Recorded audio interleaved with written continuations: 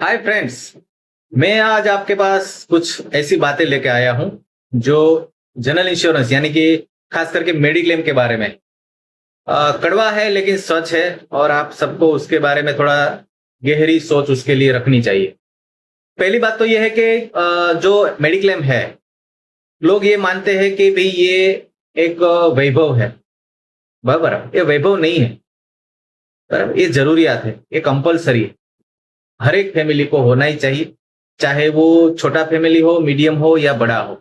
क्योंकि आज आप सब जानते हैं जो हॉस्पिटलाइजेशन है, या तो मीन्स के गुजराती भाषा में बोले तो जो दवाखाना है, हॉस्पिटल का जो एंट्री होना है, एडमिट होना है, तो परिवार में आज एवरेज 4-5 लोग है। तो मानिए किन लोगों को कितने टाइम के लिए कितना खर्चा हॉस्पिटल में आएगा वो कोई बता सकता है क्या? तो कभी कभी बड़े लोगों को भी भारी पड़ जाता है, इतना खर्चा आ जाता है, इतने इन्फेक्शन लग जाते हैं, इतने बीमारियां, इतना फास्ट फूड। आज किसको आप पढ़ते हैं, सुनते हैं पेपर में क्या होता है, सबकी हालत क्या है। तो कहने का मतलब है ये कोई वैभव नहीं है, ये कंपलसरी नीड है।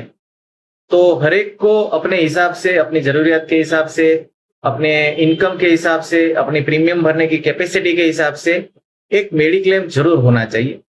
खास करके अगर मिनिमम 5 लाख है तो आज के लिए, छोटे फैमिली के लिए बहुत ही इंपॉर्टेंट है। ज्यादा चाहिए लेकिन मिनिमम इतना होना चाहिए, और उसके ऊपर आप ज्यादा 10, 15, 20, 25 लाख का ले सको या तो फिर अपना टॉपअप ले सको तो भी बढ़िया, अच्छी बात। दूसरी बात यह है कि कभी कभी लोग सोचते हैं कि भाई मेरे पास तो कंपनी का इंश्योरेंस है, लेकिन भाई आज कंपनी का क्या भरोसा है। कंपनी में या तो बैंक से लिया होता हो जो पॉलिसी है वो ग्रुप पॉलिसी कहलाता है, और कंपनी में होता है तो कंपनी पे करती है प्रीमियम, आधा करती है या तो कभी कभी पूरा करती है। लेकिन वो जब तक आप कंपनी में हो तब तक है। बाद में आप एक बार कंपनी से निकल गए तो वापस जीरो पे आ जाएंगे। बराबर है। तो उस टाइम पे मालूम नहीं हमको कौन सी बीमारी है, डायबिटीज है, बीपी है, या तो कोई ऑपरेशन करवा लिया है, तो फिर आप उस टाइम बाहर आके इंडिविजुअल पॉलिसी लेने जाएंगे तो नहीं मिलने वाली है यार। मिलेगी तो कुछ शर्तों के हिसाब से मिलेंगी, फिर आपको पता चलेगा कि नहीं यार ये तो गलत बात हो गई। तो एक एडिशनल है कंपनी का इंश्योरेंस, एक फैसिलिटी कंपनी दे रही है ऐसा मानिए, लेकिन एक पर्सनल इंश्योरेंस जरूर रखिए।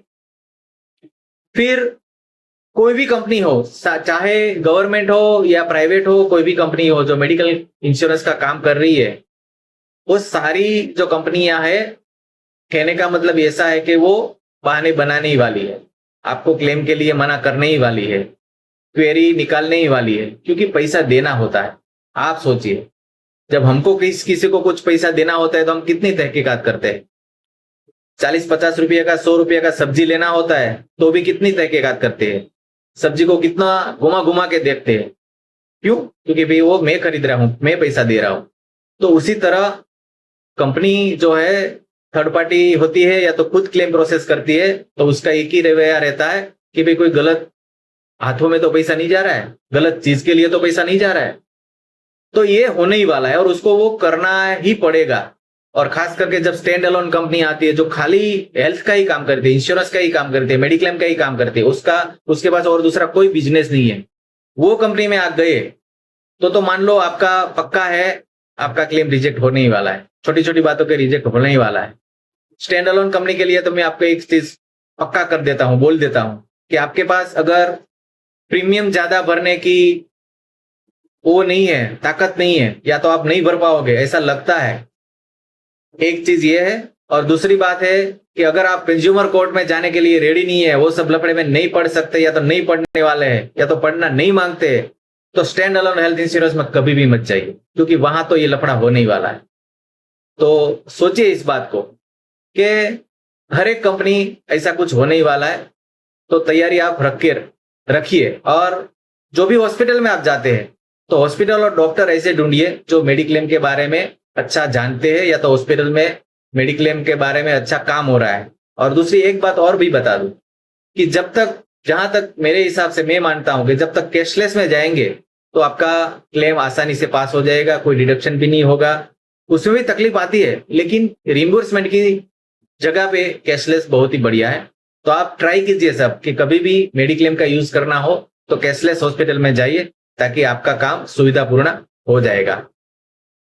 फिर आता है, कई लोग बैंक से इंश्योरेंस लेते हैं। तो बैंक से इंश्योरेंस लेने का एक ही तरीका है या तो एक ही वजह है कि भाई अगर आपको प्रीमियम नहीं परवड़ता है तो ही बैंक में जाइए, पहली बात है, क्योंकि वो ग्रुप इंश्योरेंस होती है। ग्रुप इंश्योरेंस में क्या होता है, कंपनी और बैंक के हिसाब से एक टाइप होता है, एक एमओयू होता है कि भाई आपके कस्टमर जो जितने भी बैंक में है उन लोगों को हम मेडिक्लेम प्रोवाइड करेंगे, और टेलर मेड पॉलिसी होती है, जैसा बैंक मांगेगी वैसा पॉलिसी इंश्योरेंस कंपनी बना के दे देगी। लेकिन मान लो एक साल में कंपनी को घाटा हुआ, क्योंकि क्लेम तो देना पड़ेगा, बैंक का है, उसमें भी लफड़ा आता है, लेकिन बैंक बोलेगी कंपनी को कि भाई हमारे कस्टमर को, कंपनी बैंक हो या तो कोई भी हो, कोई भी, अगर मान लो टेलर मेड पॉलिसी कोई कंपनी का भी होता है तो उसमें रवैया यह रहता है कि भाई उसको क्लेम देना पड़ेगा। और जब क्लेम देंगे और मान लो 100 रुपया आया है कंपनी से और उसको 150 रुपया देना पड़ा, तो अगले साल रिन्यू में क्या होगा, कंपनी मना कर देगी कि भाई आपकी कंपनी के साथ या तो आपके बैंक के साथ मेरी कंपनी को इंश्योरेंस रिन्यू नहीं करना है।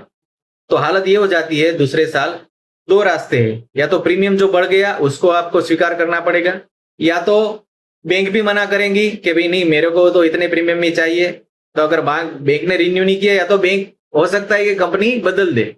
तो बार बार हर साल रिन्यूअल पे ये लफड़ा आने वाला है। तो बैंक की पॉलिसी जो होती है वो tailor made policy, group policy होती है, उसमें मत जाइए बिना मतलब वजह के, आप मत जाइए। अगर कहीं नहीं मिल रहा है या तो प्रीमियम बहुत ज्यादा है, आपको परवड़ता नहीं है, और बैंक में मिले नहीं मिले आपको फर्क नहीं पड़ता है, तो ही ग्रुप पॉलिसी या तो बैंक की पॉलिसी में जाइए। फिर आता है, कई लोग ऑनलाइन ले लेते हैं पॉलिसी। तो देखो, ऑनलाइन सिस्टम तो बहुत ही अच्छी है, क्लिकिंग करके इंश्योरेंस लेने बैठे बैठे आपको मजा आ जाएगा कि आपको लगेगा, लेकिन जरूरत तब पड़ेगी कंपनी की या तो एजेंट की जब आपको क्लेम आएगा। तो क्लेम टाइम भी आपको कोई सपोर्ट करने वाला नहीं, कोई मिलने वाला नहीं, किसी को पूछोगे, कहां जाओगे, आपको ही कुछ हुआ तो वाइफ क्या करेंगी, बच्चे क्या करेंगे। और उसमें भी क्या लफड़ा है बताता हूं। आप क्यों लेते हैं ऑनलाइन पॉलिसी मालूम है? आपको लगता है मेरे को डिस्काउंट ज्यादा मिल रहा है, मेरा प्रीमियम कम आ रहा है, अगर मैं एजेंट से पॉलिसी नहीं लूंगा तो मेरे को 10, 15, 20 हजार का फायदा है। तो देखे, थोड़ी फायदे के लिए अपने पूरे परिवार को मुश्किल में मत रखिए, बराबर है? क्योंकि आप ऑनलाइन जाएंगे, नई कंपनी सपोर्ट देगी, नहीं और कोई सपोर्ट देगा। कंपनी क्या है, आपको ईमेल दे देगी, टोल फ्री नंबर दे देगी, लेकिन आप कितना, कहां तक बात करेंगे, कैसी बात करेंगे, आपका काम नहीं होने वाला है। ज्यादातर लफड़ा होता है ऑनलाइन पॉलिसी में। फिर उसमें क्लेम आता है तो फिर डॉक्यूमेंटेशन जमा करवाने का, फिर अपना फाइल जो है वो खुद तैयार करने का, खुद जमा करवाने का, या तो डॉक्यूमेंट है वो स्कैन करके भेजने का, वो बहुत ही मगजमारी वाला काम है। तो थोड़े पैसे के लिए आप इतना कुछ मत कीजिए, अपने पर खुद पर भरोसा इतना मत रखिए। एजेंट बैठे है उसको दे दीजिए, आप आराम से अपना काम कीजिए, बराबर है? क्योंकि एजेंट को ही पता है कि, क्योंकि उसका रोज का काम है कि भी कौन सी कंपनी में कहां तक क्या होता है, फाइल में क्या क्या रखने का, कैसे डॉक्यूमेंट कैसे सेटअप रखने का, बिल कैसा होना चाहिए, सारे डॉक्यूमेंटेशन कैसे होना चाहिए, उसको पता रहता है। तो आपकी जो जवाबदारी है वो खत्म हो जाती है। इसके लिए आप प्लीज ऑनलाइन मत कीजिए, ऑफलाइन कीजिए, एजेंट को रखिए, अपना अच्छे एजेंट को रखिए, ताकि आपको परिवार को कभी तकलीफ नहीं है। तो ये सारी थोड़ी जो बातें थी मेडिक्लेम को लेके मैं आपको वो बताना चाहता था, वो मैंने बता दी है। तो प्लीज समझिए, और भी कई कुछ बातें हैं इंश्योरेंस के लिए, मेडिक्लेम के लिए, लेकिन आज समझिए कि भाई मेडिक्लेम होना बहुत जरूरी है, और खास करके अच्छी कंपनी का होना जरूरी है। पूरा मेडिक्लेम होना जरूरी है। 2-3 लाख तो अभी कोई दे भी नहीं रहा है, लेकिन 5 लाख आप मिनिमम रखिए। 10 लाख 15 लाख रख सकते तो अच्छा है। अगर नहीं रख सकते हैं तो 5 लाख का बेस मेडिक्लेम लेके टॉपअप पॉलिसी अभी आ रही है उसको ले लीजिए। वो सारी चीज समझने के लिए मेरे को बुलाइए, या तो मेरी ऑफिस पे आइए, हम बात करेंगे मेडिक्लेम के लिए, बराबर है? तो ये सारी बातें हैं इंश्योरेंस के लिए जो बहुत ही महत्वपूर्ण है, खास करके मेडिक्लेम के लिए। और बाकी जो कुछ रूल्स रेगुलेशन होते हैं मेडिक्लेम के लिए, कि पहले 2 साल आपको कोई मेजर सर्जरी ऑपरेशन नहीं मिलने वाला है, बराबर है? तो ऐसी कई बातें हैं जो आप समझ नहीं रहे और आप लेट कर रहे हैं मेडिक्लेम के लिए, लेकिन आपको मालूम नहीं है आपको कब डायबिटीज आ जाएगा, कब बीपी आ जाएगा। और प्री एग्जिस्टेंट डिसीज में तो 4 साल आपको उसके लिए प्रीमियम नहीं, अपना क्लेम नहीं मिल रहा है।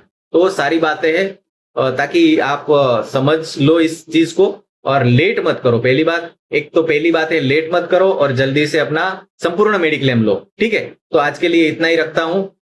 बातें अच्छी लगी हो तो मेरी ये चैनल है एम त्रिवेदी LIC, उसको शेयर कीजिए, फॉलो कीजिए, लाइक कीजिए, कमेंट कीजिए, ताकि मेरे को पता चले आपको और क्या चाहिए। आप मेरे को डायरेक्ट भी व्हाट्सएप कर सकते हैं।